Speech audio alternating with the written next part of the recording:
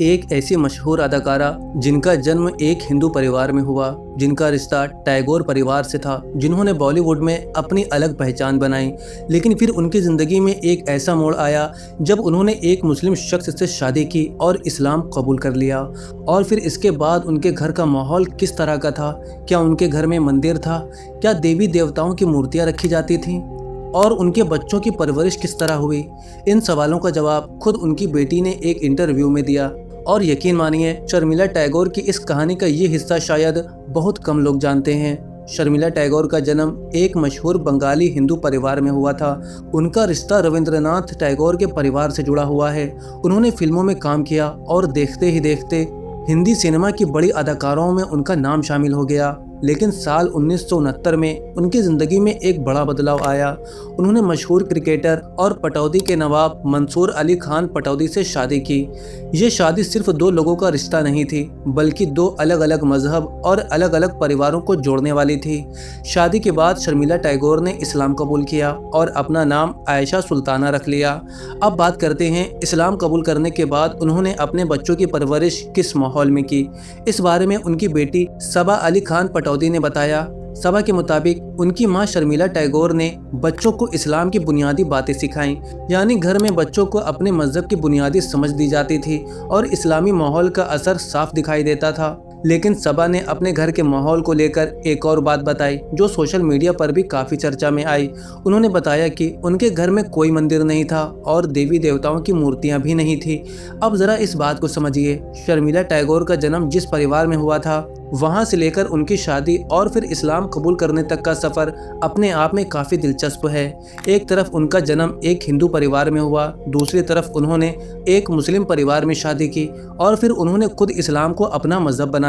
इसके बाद अपने बच्चों की परवरिश भी उन्होंने अपने नए मजहबी माहौल के मुताबिक की।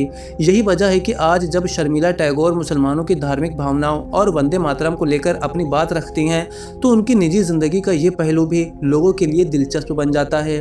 हाल ही में वंदे मातरम को लेकर शर्मिला टैगोर ने कहा कि भारत में अलग अलग मज़हब के लोग रहते हैं। इस्लाम में सिर्फ अल्लाह की इबादत की जाती है और वंदे मातरम के कुछ हिस्सों में देवी देवताओं की वंदना का जिक्र आता है। इसलिए मुसलमानों के लिए इसके कुछ हिस्सों को लेकर धार्मिक परेशानियां हो सकती हैं। उन्होंने ये भी कहा कि अगर सभी मज़हब के लोगों को साथ लेकर चलना है तो वंदे मातरम के शुरुआती दो हिस्सों को ही इस्तेमाल करना बेहतर होगा। अब यहाँ एक बात समझना बहुत ज़रूरी है। शर्मिला टैगोर ने ये नहीं कहा कि देश से वंदे मातरम खत्म कर दिया जाए। उन्होंने ये भी नहीं कहा कि जो इसे गाता है वो गलत है। उनकी बात सिर्फ इतनी थी कि एक लोकतांत्रिक मुल्क में अलग अलग मजहब के लोगों की धार्मिक भावनाओं को भी समझा जाना चाहिए। और शायद यही वजह है कि उनका बयान इतना चर्चा में आ गया, क्योंकि ये बात किसी आम शख्स ने नहीं कही थी। ये बात एक ऐसी अदाकारा ने कही जो खुद एक हिंदू परिवार में पैदा हुई, एक मुस्लिम परिवार में शादी की और फिर इस्लाम को अपना मजहब बनाया।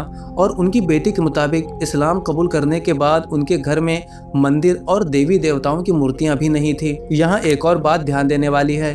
शर्मिला टैगोर की कहानी हमें ये भी बताती है कि किसी इंसान की मजहबी पहचान सिर्फ उसके जन्म से तय नहीं होती।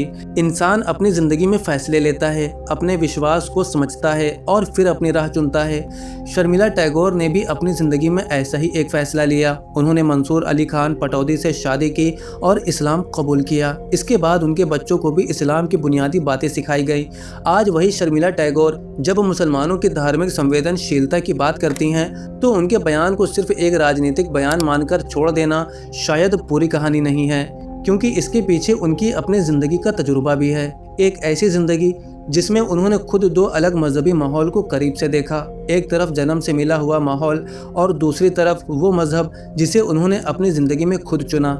इसलिए वंदे मातरम पर उनकी बात को समझने के लिए सिर्फ उनका बयान सुनना काफ़ी नहीं है, उनकी ज़िंदगी की कहानी को भी समझना ज़रूरी है। और शायद यही इस पूरी कहानी का सबसे बड़ा पहलू है कि शर्मिला टैगोर ने सिर्फ एक मुस्लिम परिवार में शादी नहीं की थी, बल्कि उन्होंने इस्लाम को खुद कबूल किया था, अपने बच्चों को इस्लाम की बुनियादी बातें सिखाईं और अपने घर के माहौल को भी उसी के मुताबिक रखा।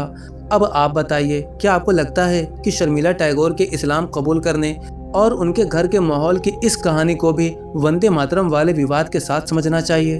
अपनी राय कमेंट बॉक्स में ज़रूर बताइए। और दोस्तों, इस वीडियो को लाइक करने के साथ इसको जितना हो सके उतना शेयर करिए। और हाँ दोस्तों, अगर आपको ये वाली वीडियो पसंद आई है तो स्क्रीन पर दिख रही ये वाली वीडियो भी आपको ज़रूर पसंद आएगी। इस पर अभी क्लिक करें और पूरी वीडियो देखें।